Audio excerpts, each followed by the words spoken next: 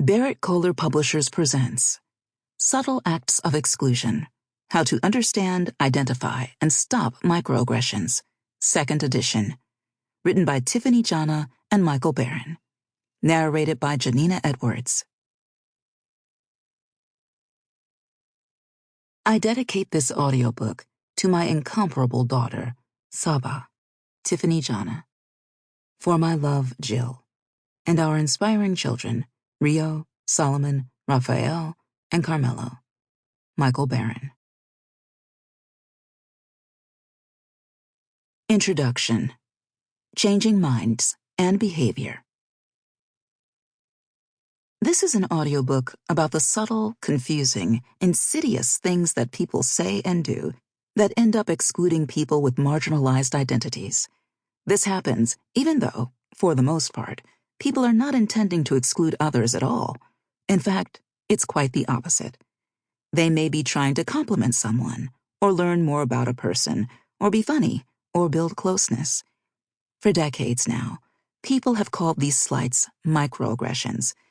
But in this audiobook, we will use the term subtle acts of exclusion, SAE, as a way to better describe and communicate this phenomenon. If we are going to create spaces that are more inclusive, respectful, and collaborative, we must understand and address these interactions. Most people believe they are well-intentioned, good people who don't go around causing harm.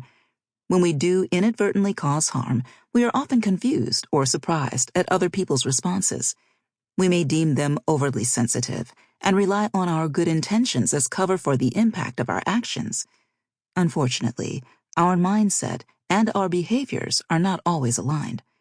The authors of this audiobook believe that to truly address subtle acts of exclusion, we need to collectively shift both our mindset and our behaviors. This is the case because we tend to judge ourselves and others differently. We think to ourselves, I had good intentions, or I'm not prejudiced, while at the same time believing that others might be uncaring, selfish, or even intentionally mean when they violate our boundaries. We may wonder why our offenders didn't realize that they were putting us down. In this way, we may set the relational bar low for ourselves and high for others. My good intentions are enough, we think to ourselves, as we minimize our offenses against others. But when someone offends us, their good intentions are an insufficient excuse for their behavior. As co-authors, we believe that the bar should be equalized. We cannot accept simple excuses for ourselves and impose more substantial expectations on others. We need to set a higher bar for ourselves as well. The offenses described in this audiobook are real, though the names and details have been changed. We write this to help both the offender and the offended. We all need support so we can move forward in kindness. We write this audiobook with the belief that a better way of relating across differences is really possible. In fact, we both have dedicated our adult lives and professions to that precise end.